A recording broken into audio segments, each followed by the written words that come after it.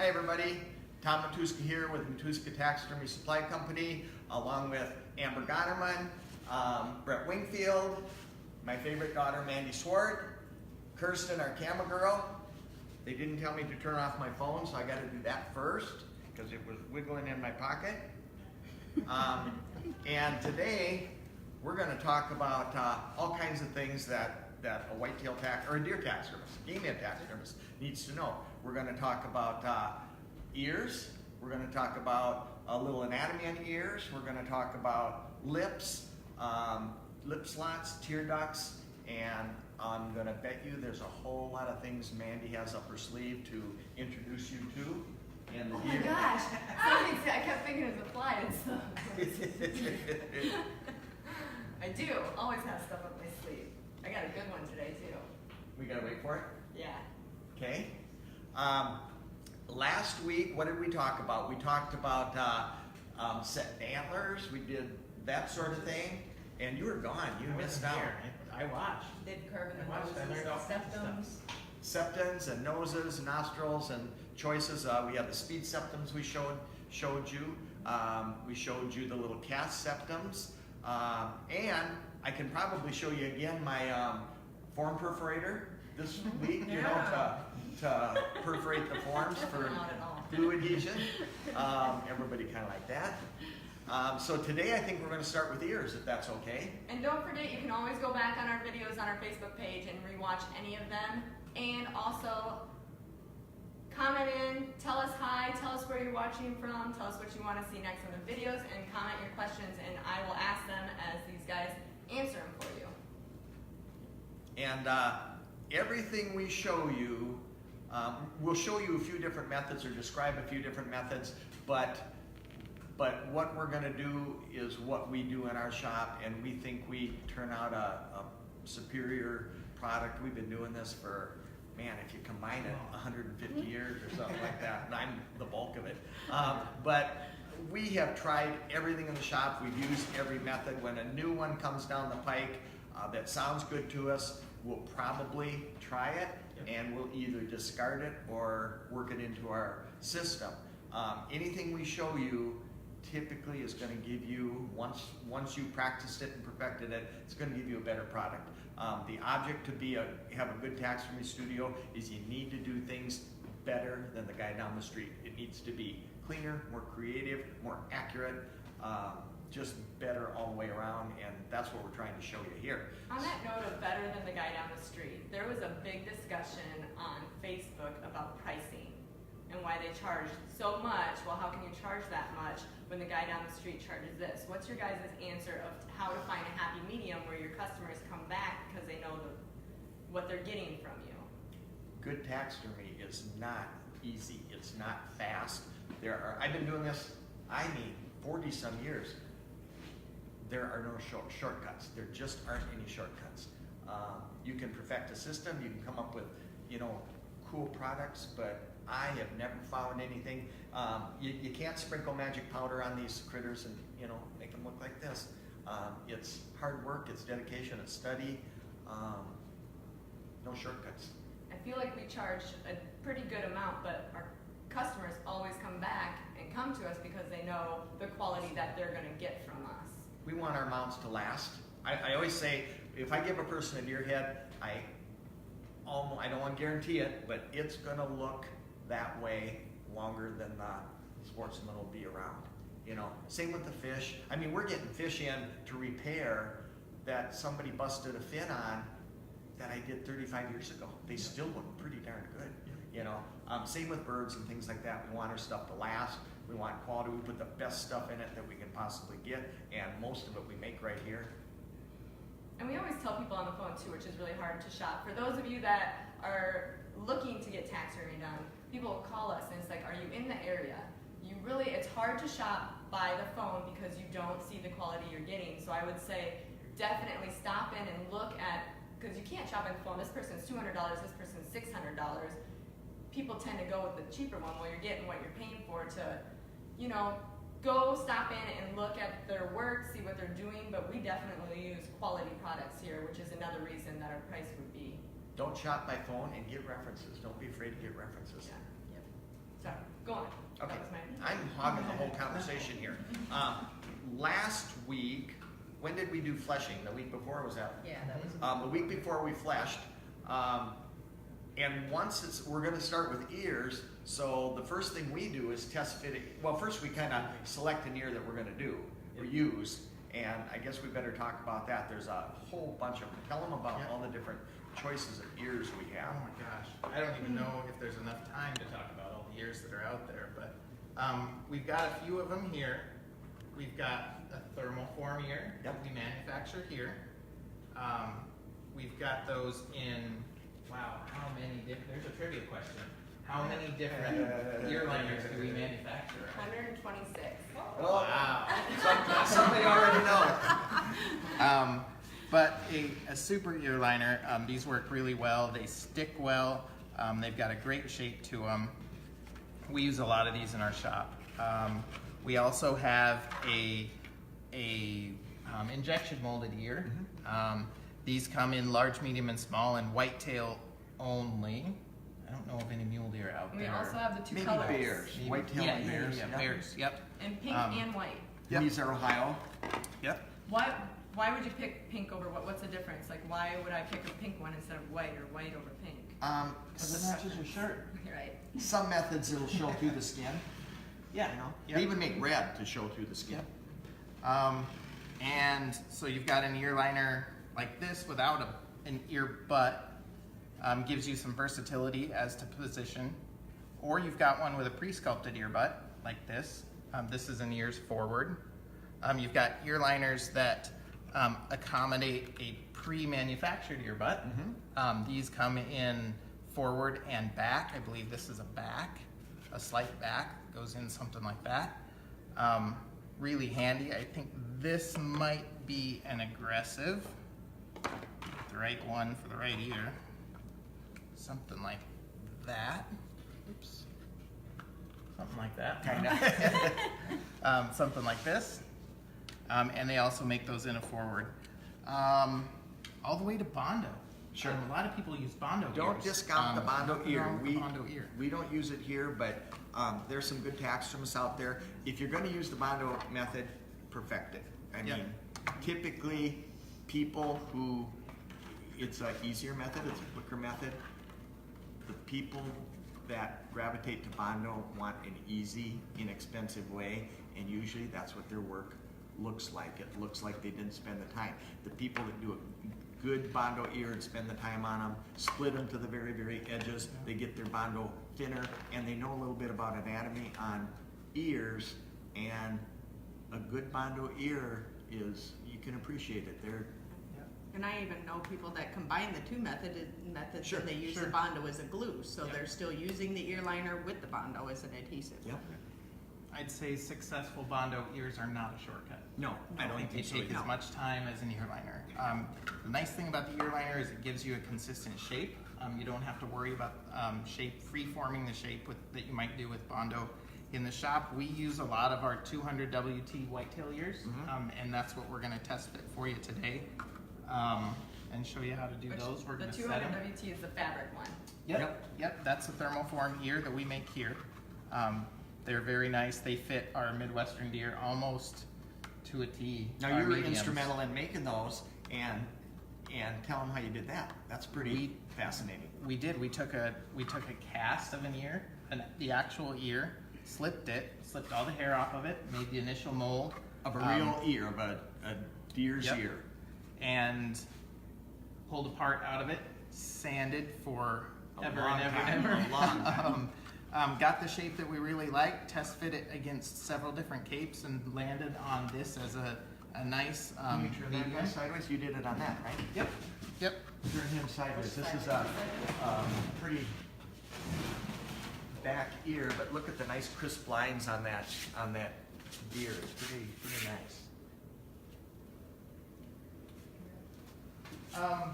So that's kind of what we're going to use. Amber will show you how to create an ear butt for these because these are buttless. So we have the option of putting them in any position we want to.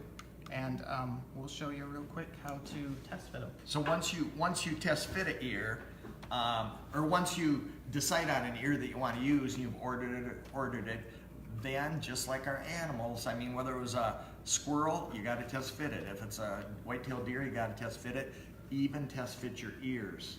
Yeah. Before you get committed to the ear that we would rough up and put on the form, you want to make sure it slides in the ear skin. So we're going to do that real quick. This deer, we've taken the cartilage out, all the way out.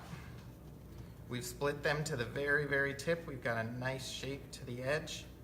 These we're going to go around one more time, but it looks like they're all split out.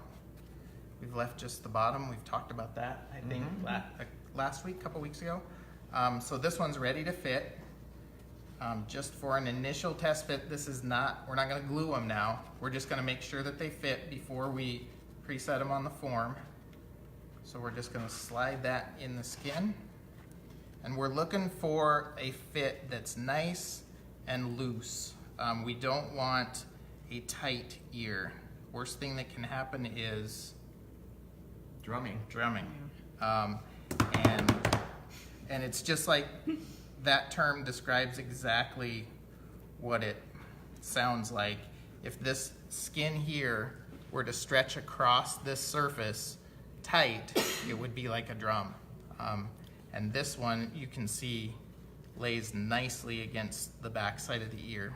If I pull all of this away, if it looked like that, that would be too tight.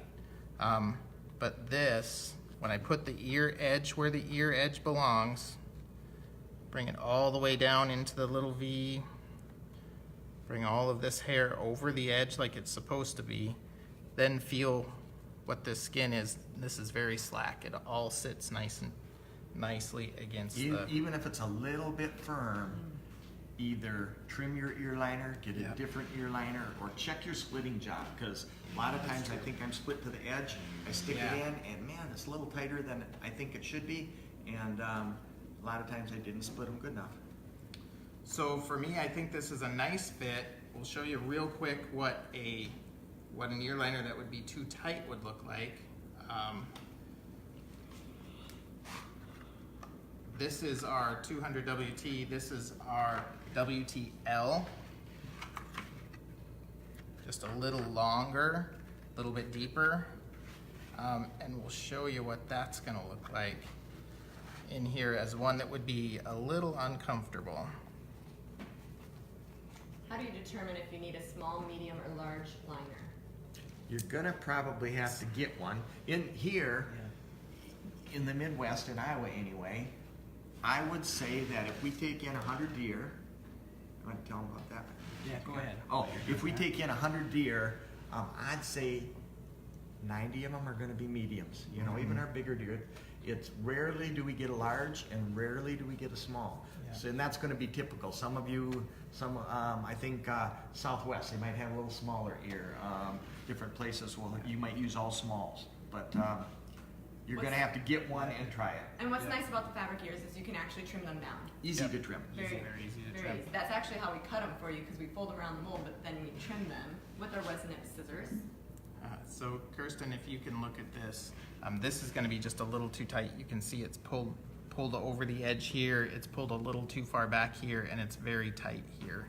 So if I were to, even when I bring this up and around, it's not wanting to migrate around there very easily, and I've got just a little bit of tightness up through the front. This ear liner would be too big, and I would say we would start trimming on the lower lobe, make an adjustment there, and then see what you've got for, make sure your length isn't too long too. But easier than that, we can go with a medium in this case, and it will fit this. So ear liners are cheap. If you got a few deer to mount, maybe get a large, get a small, and get the ones that you think, and then reorder once you decide that these typically fit my deer in my area. And the fabric form here, we also have dimensions on too. We have in the catalog, right? We have a height, and we also have a length from here to here. So you can take those measurements from the actual ear and start with that as well, just to give you a ballpark idea. Got some shout outs. Danger Cole from South Louisiana, Mark Barber from North Carolina, Drexler from Lowell, Indiana, Gail Redding from Kentucky. Sherry Robinson is watching. Oh, and yeah. Miss Sherry Hi, Sherry. makes those Listen to earbuds that. that we're talking about. Sherry makes 100 plus fabric ears every single day, and does not get the appreciation she needs, because that girl has calluses on her fingers. And They're hot when they go on. these were originally came from Gary Zahner, Trademark Mannequins, and Gary cast all his ears. He got, I think, a lot of his African ears from the Milwaukee Zoo. He was associated with the zoo, and a lot of them came from there, from the cartilage. And we have, I mean, by far the largest selection of African and Asian thermoform fabric ear liners. And Sherry, you do a wonderful job. I just saw an order go down for a lot of ears the other day, so she might not be. We get some of these big taxidermists. I mean, we are little teeny people compared to some of the outfits out there. And she will get a dozen kudu ears. Bongo. 20, 25, 50. I've never done a bongo in my life, and she gets a dozen bongo ears. Oh my gosh, giraffe ears, all kinds of things. Mark Barber from New York. Kenneth Case from California, Greg Locke from Wisconsin, Holly from a gas station in Nebraska, Douglas Montgomery from Indiana. Hello, you guys. Thanks for watching and tuning in to our Thursday live at 4:30. Every Thursday at 4:30. You can go back and rewatch them. We love to see where you're watching from. We love to hear your comments. You can always go to our Facebook page and review us. We are located in Iowa, the northwest corner, right by Minnesota border. Give me that pink guy right there. Thanks for watching. Ohio, Josh Gordon, Kansas, Pat Reed. Hi, Pat. Yeah, hi Pat. He's out there. Okay, this is an Ohio ear. It's a great ears forward ear that has the butt on it. Would you show them on that mannequin how it would go? And then if you're like me, what happens is you get your ears on, and then I think that ear would look so much nicer, tipped back a little bit, and then what happens? And Tip then you them do back. this, and all of a sudden you've got a ridge, and it's actually coming away from the head, where if you didn't have one that had the hard plastic sculpted on it, it wouldn't be rolling away from the head and coming out. It would be staying close. So if you're going to put all your ears forward and you're happy with that position in relationship to the antlers, use those and stick with them. What we like to do is use either one of these or one of the Ohio buttless ears. Yep. And with these, we're gonna make our own ear butt using clay, and that clay is gonna stay flexible enough that we'll be able to position it, sculpt the ear butt, and then once we get the skin on, if we decide, we had them sculpted like this, and maybe just a little bit further back, because sometimes once you get the hair on, things look a little bit different, and you might just want to tweak it a bit more forward or a bit more back, and that clay is going to give you the movability to be able to do that, where the plastic doesn't. So it is nice being able to use the clay in that instance. We like to use critter clay here, or animal clay is real similar. They're good clays, very, very little shrinkage.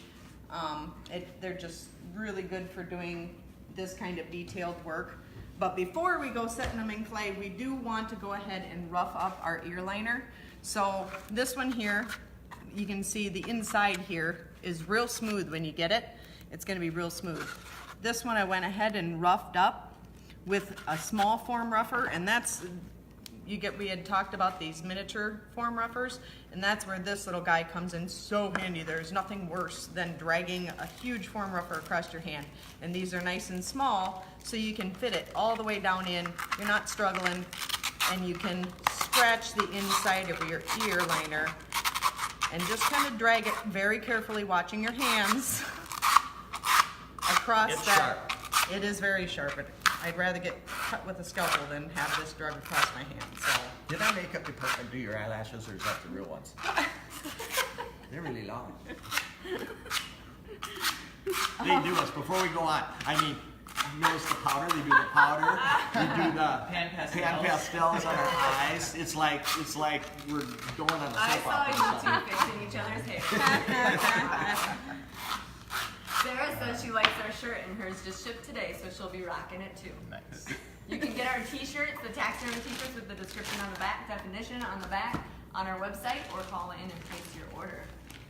Now, In black. Amber's going to show you how to recreate the ear butt and put it on all in muscles and shape it.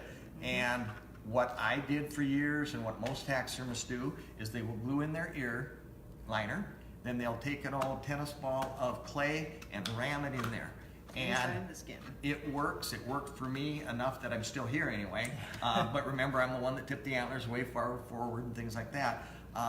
The method she's going to show you, she really is a good sculptor. She started just like any of you have never done this before. Your first one's not going to look as good as your second one, as your 10th one, but pretty soon you're going to create, a work of art on each ear butt, just like she's going to show you. Yep. And there's lots of different methods, like he said, and there's some really talented people who could take a ball of clay, Sure there is. put this in, and they almost have it pre-sculpted before they even stick it onto the mannequin and then go from there, which actually is what I've gotten comfortable doing over the time. So I might kind of do one like that, and then I might kind of start from scratch with Whatever works for you that gives you the results you need.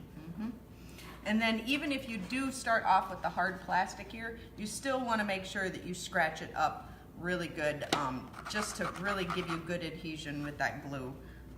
If there's one thing that most taxidermists will struggle with at one time or another, it is going to be drumming ears. Drumming ears and pulling tear ducts, it seems like, Yeah. are the two biggies. Loose is the key. Yep.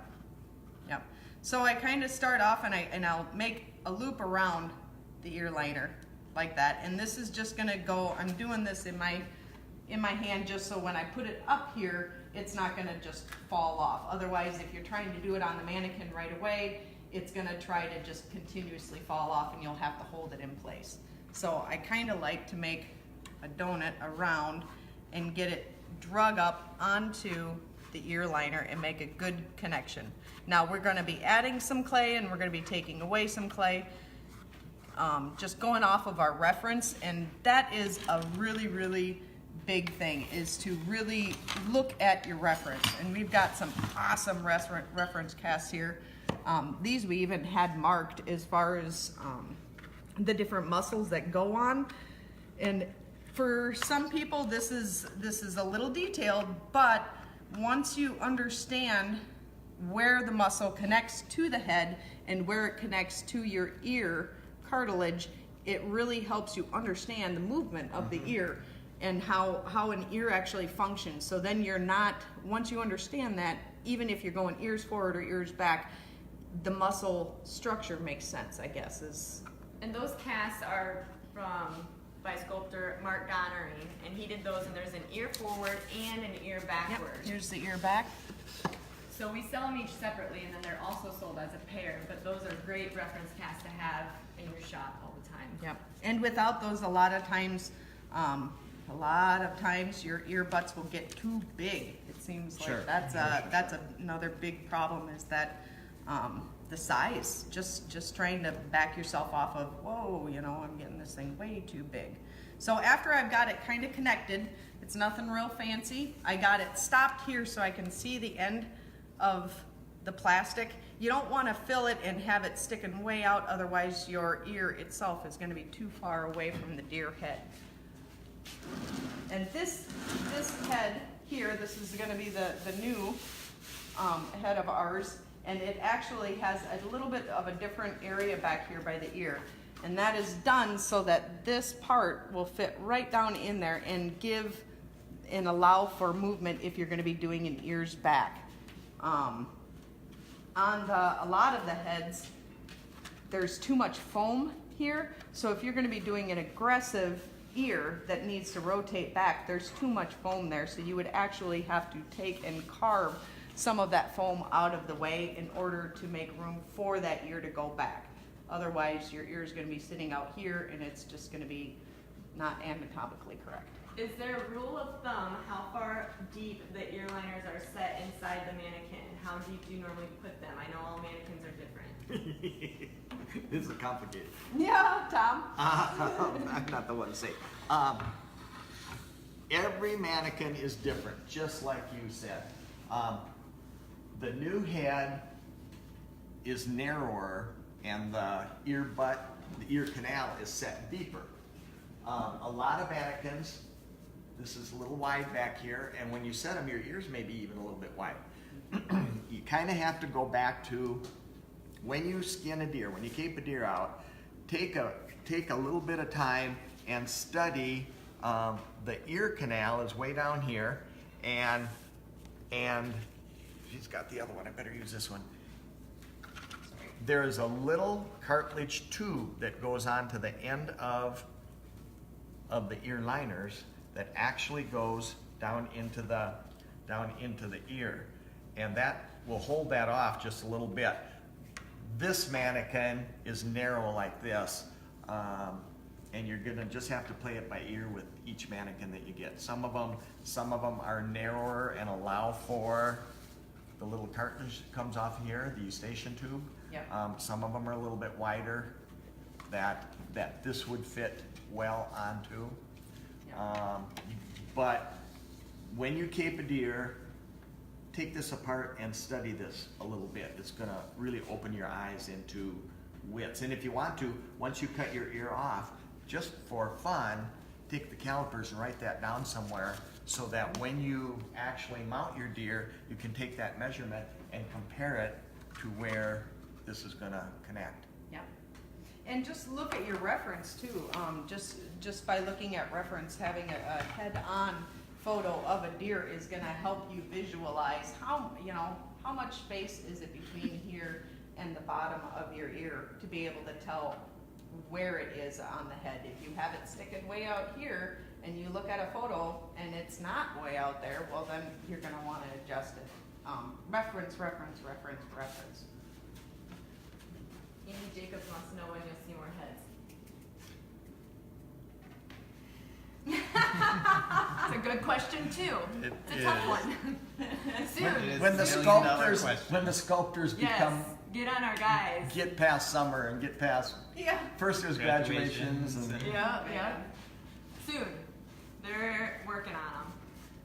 Okay, so now when it comes here to this point, I'm just gonna take that clay that I have connected really well to the ear liner, and I'm just gonna start to kinda push it onto the head. And just hold on to your ear liner long enough until you can get a good connection there to where it's not gonna fall off. And this will just kinda help you get started.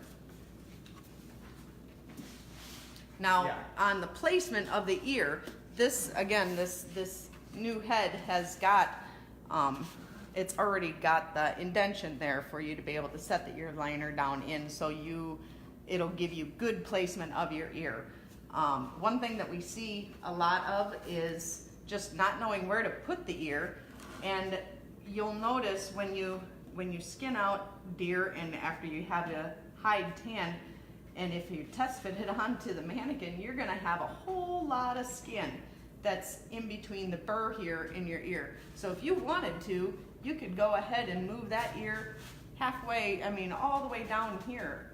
And just because there's all that skin, people think, well, that's where the ear's gotta go because that's where it is.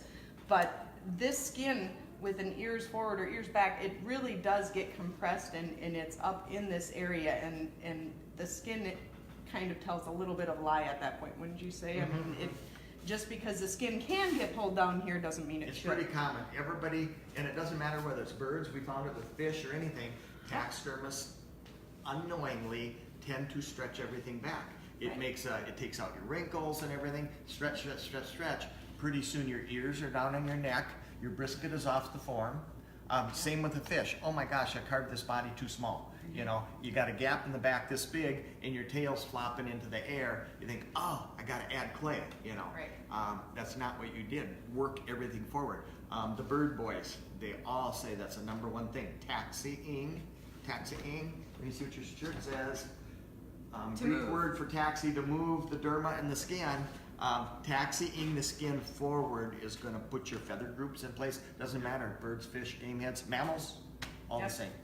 Yep, yep. So when you're doing your ears, make sure that your ear liner, the back of your ear liner isn't down here onto the hump of his neck, on over his atlas.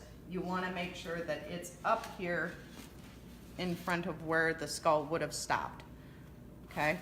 So that's the first thing before we get too crazy on doing muscles. Just make sure that the ear placement is good. You don't want a huge amount of space in here. There's just enough, and I haven't even really added any of my muscles yet, and I can just barely get my finger in. You don't want to be able to put 3 fingers in between where your ear is and your burr. Okay, so just kind of note that, how close it is.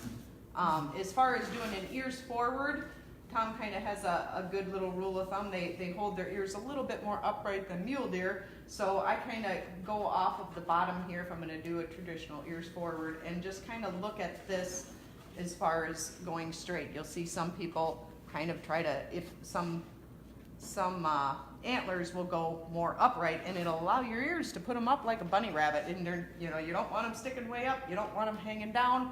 So just kind of look at your reference and figure out angle where you want them before you get too crazy on sculpting. So now that we've got it attached, I'm just going to sit here and just kind of look at the reference and start doing one muscle at a time. And there's a lot of people out there who can do this without doing one muscle at a time. They can just kind of rough in the shape and they can put out a very, very, very good quality product. But that doesn't come without years, I'm sure, of practice and just really knowing your anatomy. So I'm going to start here. First one will come down right off behind where the back is there. And this is a very minor muscle. You don't want to bring it too big. I see a lot of students and a lot of people that will do this huge elongated thing that comes way down the side of the chin. You want to keep this very small. It's very minimal. You can kind of see it right there. So this is going to be kind of the first one. Second one, we're going to start up, and that one starts from right behind, and it's going to come forward. And we got to remember that we do have a little bit of the muscle in here in the head, so we don't want to go too crazy. When we're sculpting with the clay, I usually will stop. If it's an ears forward, I'll stop with the clay. I won't come any further than halfway through the burr. You know, don't bring your clay all the way up into your eye and have this huge bulgy thing. Just remember, most people will, their eyes will enhance what they're looking at, and they'll make them too big. So just try to really make sure that you're minimalizing the amount of clay that you're using. Because you're putting on a strong 1/8 inch of skin and Right. 1/2 inch of hair. Yep. Okay. There's some real good articles over the years too, and I got to give credit to Rick Carter for one that was in Breakthrough. I think this is issue 80, and this is man, this thing's like 6 pages long, and we got permission to give it to the students, and everything's color coded and numbered, and with all the scientific Latin names for all the muscles. And there will be a test on this later, but it'll show you his method of doing ears, and it's basically the same as what she's doing. Is that something that somebody could get from us on their next order that they place? Well, I don't know about that. You probably have to call Kathy at Breakthrough to see about that. All right, we'll check into that. We have, tell them about your photo sets. You've got some great stuff. I contacted Lacey Combs. She took some great pictures. Kirsten's taken some great pictures, and then he's taken some great ones off of our Whitetail in our pen, and we've kind of put them all together, and we have 4 really great books of ears, eyes, nose, and they're $9, and you get 24 awesome pictures that really show you some Yeah, good they are reference. good pictures. Yeah, there's some good stuff. Reference. Reference. But you can find those online, or you can call, and the ladies will hook you up with them. I think that's our giveaway from last week, was Ooh. 2 of those books. How do I get in on those? I know.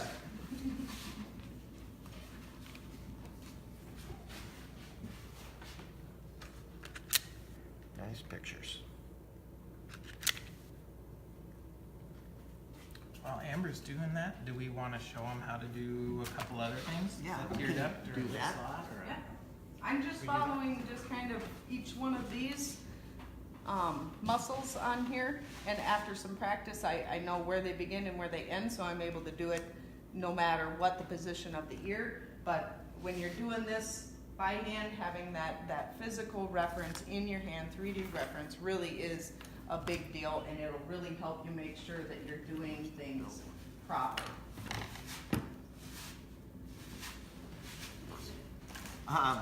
Okay, should we cut some tear ducts? Yeah. I think we've got one right behind us. Okay, the tear duct is a major problem issue for most taxidermists. Everybody has difficulty with tear ducts. I think the trick is to correlate your tear duct slot with the thickness of your skin. And a lot of people have too thick a skin. They don't flesh it out good enough. I got a package. What is it? I don't want to interrupt you. You keep going, and I'll tell you later. What? I want to see what's Oh, from. I do too. She's cruise welcome for what? Maybe. So, now, the tear duct, a lot of people cut different things for tear ducts. We've seen drills, there's tools like this, there's all kinds of different methods for cutting your slot for your tear duct.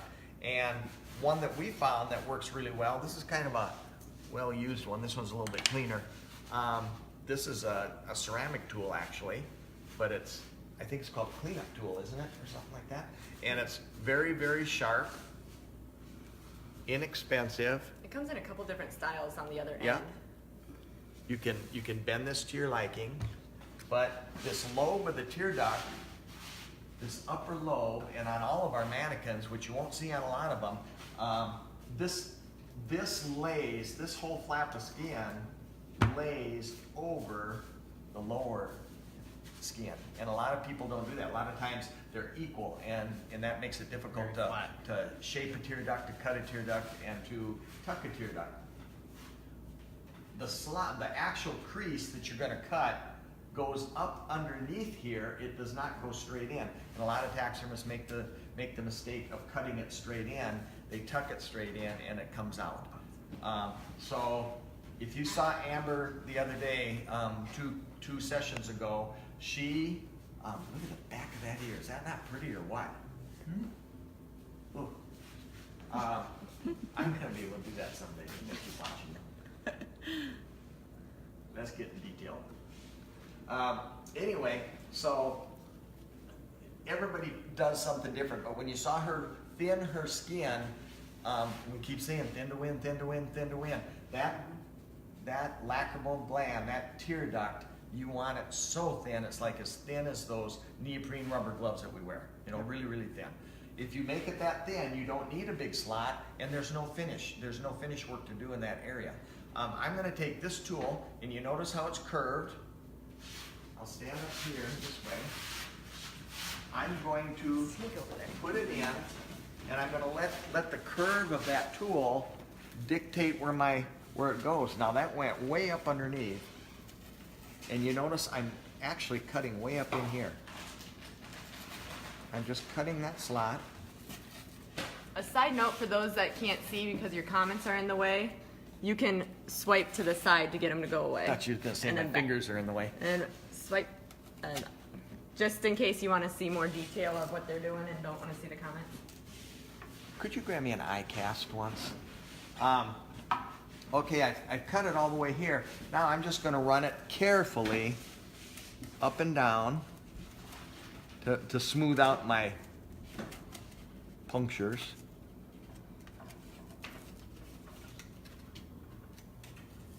Now you notice I did not cut from here to where the eye is gonna be. I did not cut that area.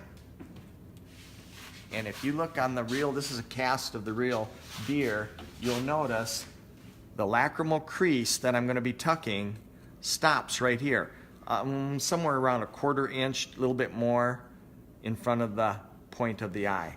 So I stopped right there. You can, if you want to, if you get in trouble in that area, you can extend it. You can make your cut all the way to the eye. Just when you tuck your tear duct, don't tuck it for the first 1/4 inch. And now I've cut that whole slot. It was real easy and it's real fine.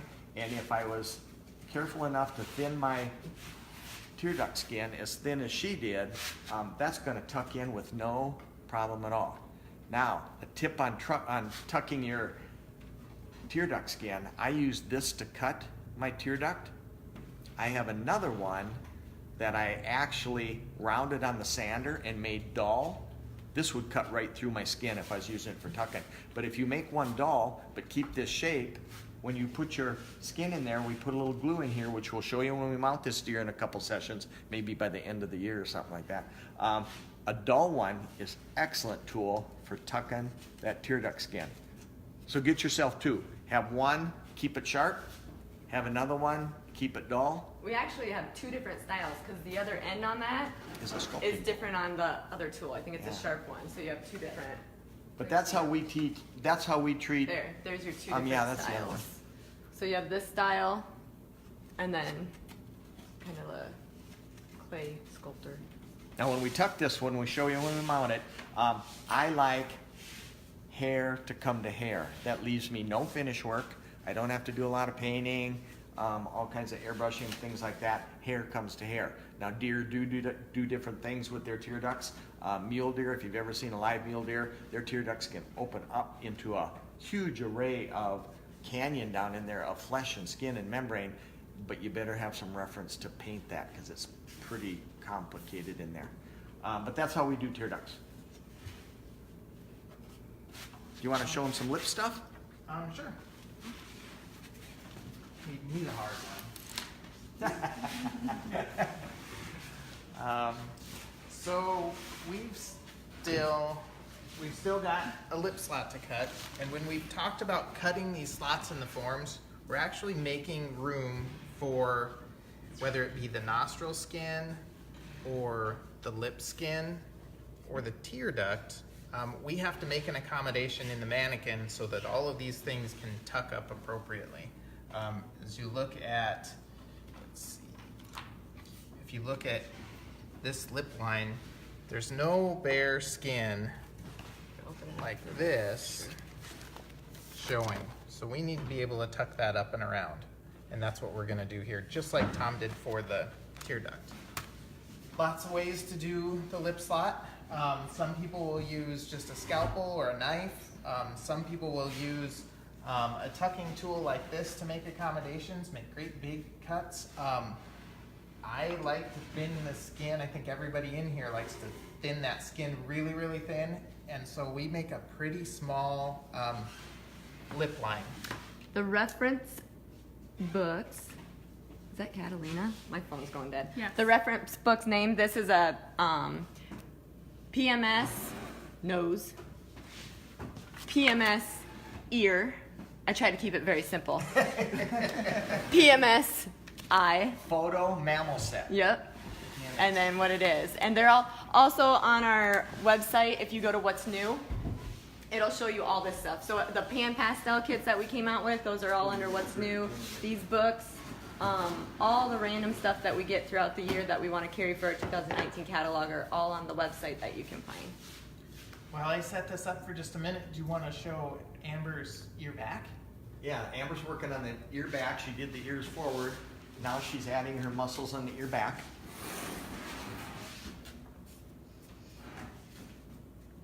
Yep. And just remember when you're doing it, no matter where your ears forward, ears back, you know, just because the ears back doesn't mean we're bringing the clay way down here. So watch how far your clay comes to the front here.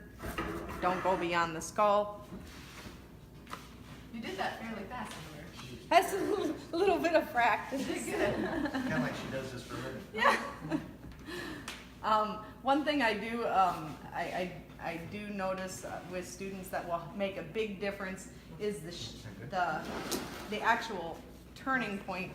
And there's a whole lot of detail that you can go into as far as there's a floating piece of cartilage, a sclutiform cartilage is the name of it.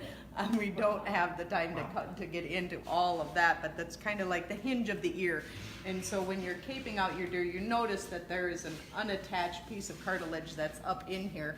And that cartilage will actually help you also as far as the shape and overall size of the ear. Some people will go to such lengths as far as casting it to make sure that they get the depths and the shape of the top of their ear correct, because that cartilage will lay right up in here where my finger is. So just kind of got the ears forward put in. Now we're doing an ears back. Again, the connection to the head is the same because it's coming out of the same area. That canal placement doesn't ever change. Just the muscles do. Okay. Cool. Okay, back to lips. To cut this lip slot, the easiest thing to do is to turn him upside down. I think you get a better angle on that. The lip angle, if we go back to our reference, the upper lip lays over the lower. If you look from this direction here.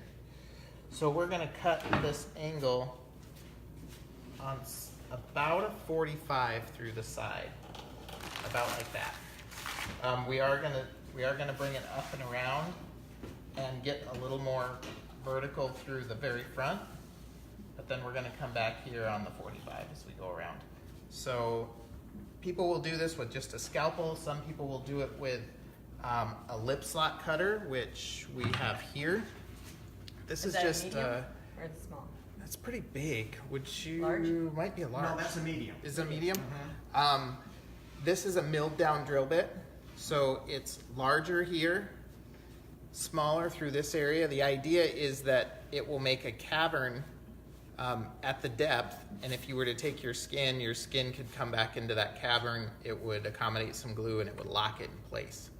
Works pretty well. That's a little big for what we like to do. This is a little smaller version, just a straight drill bit.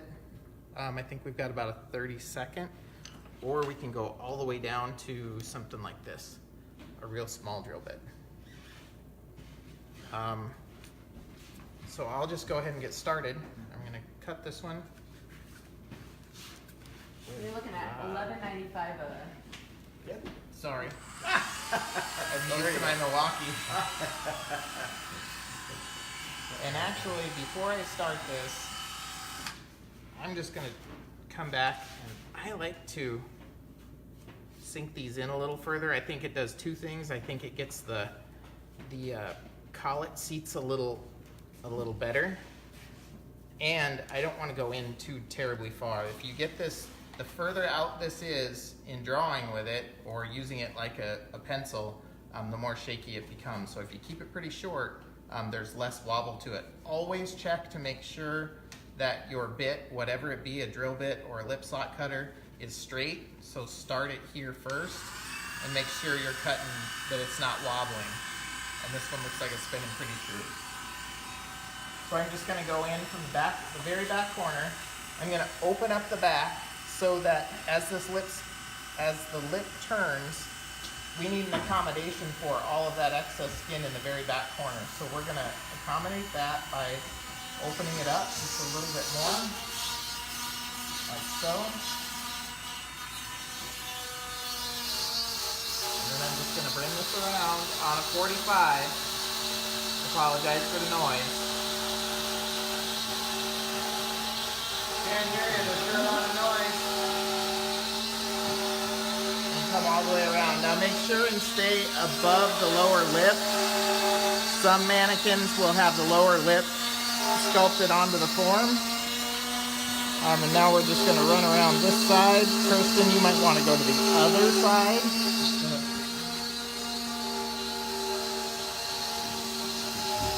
Sorry about that.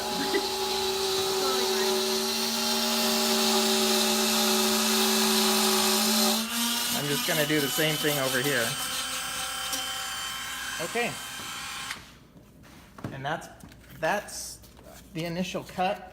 That's actually a pretty big big lip slot. We thin our skin pretty thin, so we're gonna put some glue in that, but we would also at this point come back and just smooth it out a little bit with some fine sandpaper, making sure that we make it nice and clean. Sandpaper takes out your wiggle. The nice Wiggle thing, marks. some of us have more wiggle than others. The nice thing about a slightly looser lip line is that it's easier to taxi. And there are a couple hair patterns here that I think people tend to get moved back or forward. Oftentimes, the dark patch right behind the nostril will align with the lower lip. So we want to make sure that we can taxi this skin forward and this skin back, and that slightly larger lip line will allow you to do that. What's in the box? Ooh, I'm excited about the box. I got a package from one of my favorite customers who always takes care of me. Don't play favorites. Wait a minute. Yes. The one, the only, Uncle Dave Bearman Schmidt. What could it be? Oh, Fresh no. Wisconsin cheese curds, and I'm so excited. Mom and I already ate half a bag, but they're good, and they're squeaky, and they're delicious. Thanks, Uncle Dave. Thanks for taking care I of saw me, you was Dave. watching. Oh, good. I'll share a little bit. Very cool. Where's Kirsten mine? wants some. Every time we go to a show and he's there, he brings He cheese does, curds. and they're always fresh. He doesn't just go get them off the shelf. Yes, thank you. Mm-hmm. They're good. Oh, thank you. Amber, Yes. a little fresh cheese from Uncle Dave. My favorite. Okay. Now what are you doing? So what we're doing now is, since that clay is we're gonna allow this clay to sit and dry. If we tried putting it inside of the skin and mounting it with wet clay, we would grab the ear when we're putting it onto the mannequin and probably end up squishing that clay to where we're gonna squish out all the detail that we just got done carving in. So what we like to do is we're gonna let that clay dry, but clay will crack if it just air dries on its own. So we're gonna go ahead and cover it with just some sort of a glue. Right now I'm just using a Derma Grip glue, and I'm just putting a nice kind of candy coating over the top of it so that that's gonna keep that clay from cracking as it air dries. Then we'll come back, even after, sometimes I'll go and just put it in front of a fan and let it dry for even a matter of a half an hour to an hour. Sometimes it'll be hard enough or long enough to where I can touch it and I'll be able to mount it with a lot of care without squeezing it too much, and be able to do that within an hour of sculpting these ear butts. Or you can let them dry and leave them exposed to the air overnight, and the next morning you'll come in and they'll be really, really nice and hard and firm. And that way when we're handling it, the ears, when we're mounting, we're not gonna go ahead and squish them and break all of the work that we just got done doing. Would you say Derma Grip is your go-to? It works really good, yeah. It's just works good for us as far as this. So that's all I'm doing, and just make sure that you cover all of it all the way up onto the ear liner. If you leave any bit of that clay that's not covered, it will crack and you'll come in the next morning and your ear will be laying on the ground. So just kind of cover it up real nice. Looks like nice. that. Looks very nice.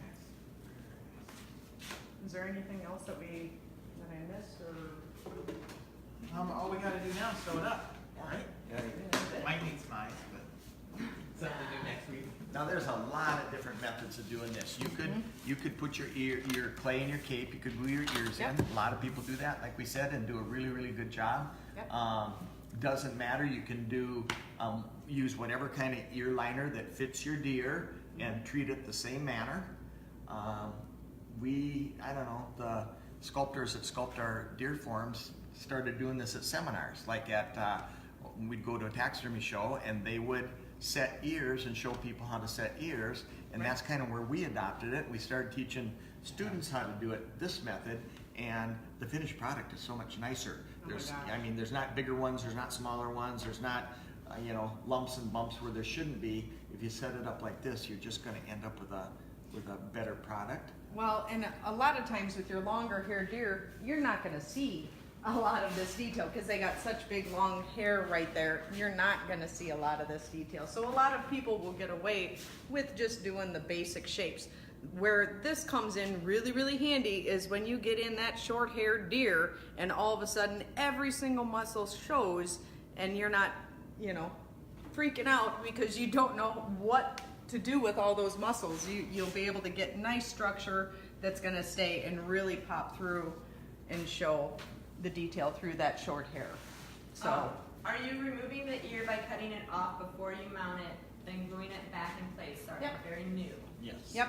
So after we let it harden, I'll come in with a knife and we would just make a cut all the way around, and that whole ear will just pop right off with the clay attached to it. And then you'll put it inside the ear liner just like Fred had done earlier with the clay attached to the ear liner. And then when you go to mount, you'll be able to just pop it right back on the mannequin. And I'm chewing while I'm talking. Sherry And the wants best- us to save cheese for us. Yeah. The You best, got it, thank you. the best part of this method is once you sew it up, I'm terrible for, man, if I can move that ear back a little bit, it's going to look so much nicer. Yep. And I call it twinking them. I just twink them a little bit right and left. And with clay in there, you can do that. With a hard, rigid ear liner like this, you can't. Yep. Yeah, this is actually pretty cool because I could take this ear with this wet clay and start moving it forward. And honestly, because all the muscles, if you have the muscles put in the right spot, you could almost turn it to where it does just that. I mean, it replicates how the muscles even move when you rotate them around. So it'll help you get a really good understanding of why the muscles are doing what they're doing. And there's a lot of different ways to treat ear liners. You can even take these hard plastic ones. We've taken them and rub them with lacquer thinner, and it actually turns them soft. And you can press, oh, here's one. You can press sawdust into it, and that sawdust is glued on there, and you don't have to rough them up. You know, that's another method people do. At one time, we even used to, and people still do, take a small drill bit like this in a Dremel and drill Sure. a couple hundred holes in there to keep your glue. I mean, that works. Scratching them up works. We sell mannequin prep. If you take your ear liners the day before, spray them with mannequin prep, that will help your glue adhere to your skin. That's the #1 cause of drumming. Leroy Martinez, who I think passed away recently, industry lost a good one. His definition of drumming is when your skin dries before your glue does. So you need your skin to stay moist so your glue has time to dry and secure a good bond, and you won't get drumming. Yep. And a lot of times when you mount, to follow along with that same thing, same concept, you'll put a wet paper towel or Yep. a wet something down into the eardrum to help it keep moist while it's drying. And we've so that even the we've outer even part put a can bag dry. over the head sometimes, you know, to slow down drying and facilitate. You got a lot to go over, and we're running out of time. This hour does go pretty fast. Yes, it goes. For those of you that weren't at the Missouri show or have missed Brett's live seminar, it is live on our Facebook page, and he basically talks about different detail painting of the fish and scale tipping and pan pastels, because we recently, Matuska exclusive, have our own pan pastel kits now available. But if you missed it, go check that out. We are supposed to talk about, here's the kit, you can show them, and then we're supposed to talk about the class real quick. So he's going to show you the pan pastel kit, but we do, for those of you that don't know, we have Northwest Iowa School of Taxidermy, and it's a 9-week course. We also have some 2-week courses available. Look us up online. If you've gone to class elsewhere, you can still come join. We have advanced classes. We're VA approved, CVIS, all that stuff. But Brett's doing a class. It's an advanced fish taxidermy course. So if you're interested in learning and taking your skills to the next level and learning from this amazing fish guy, he knows a couple of his things. I'll pay you later for saying right? that. But why don't you tell them a little bit about what you guys will do and cover and all that? Yeah, we're going to cover, we're going to mount the fish, allow time for it to dry, and then we're going to finish the fish on the following weekend. We're going to, you'll have plenty of time to do a single-sided fish, but we're going to talk about competition techniques, anatomy, we're going to talk about carving, get kind of really into the depths of fish taxidermy from both the competition side and the commercial side, and our goal is to send you away with something that inspires you to get deeper into your next piece, whether it be for a customer or for the competition world. We saw a lot of great fish in Missouri, but some pretty cool opportunities for people to kind of take their fish to the next level. So that's coming up in September. And you're only taking how many students? Maximum of 4. So first come, first serve on that one. People have been pushing for him to do this for a while. We finally got it done. So definitely call 1-800-488-3256 to sign up. I know he talked about the pan pastels. We sold out of those so fast last week. So I did get a message that they're shipped. They'll be here first thing this week if you have It's this a on great back product. order. Great Yep. Yep, so get on board with those and start playing with them. We have the giveaway from last week, which is 2 of those photo books, and Jessica Halls is the winner of that. So Jessica, send us your information and we will get those out to you.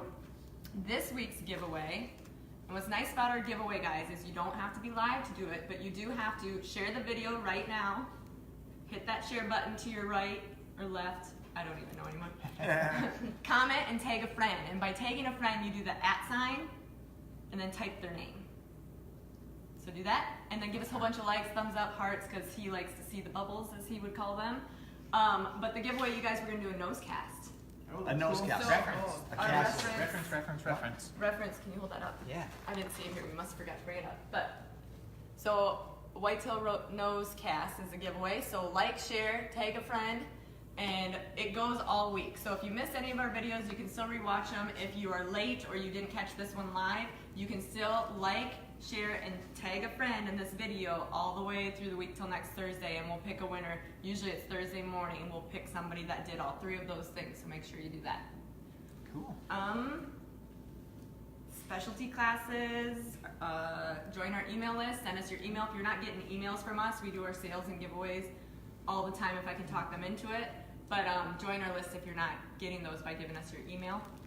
We have a sale. We do have a sale. What's our sale, Kristen? 15% off all reference casts. Oh, Wow. So Reference. 15% off all the casts. That ear cast by Mark Gonnering that they talked about, that is on sale. 15% off the eye cast, the ear cast, the nose cast. They're all online, and the sale is through Sunday at midnight. So make sure you place the order for that. And I think that's all we got. What's next week's live? keep on going, I think. Someday we gotta get this deer mounted or customers gonna come and get it. Next week we'll be moving on to eyes. Yeah, next week will be eyes, and that'll be another whole thing probably on eyes.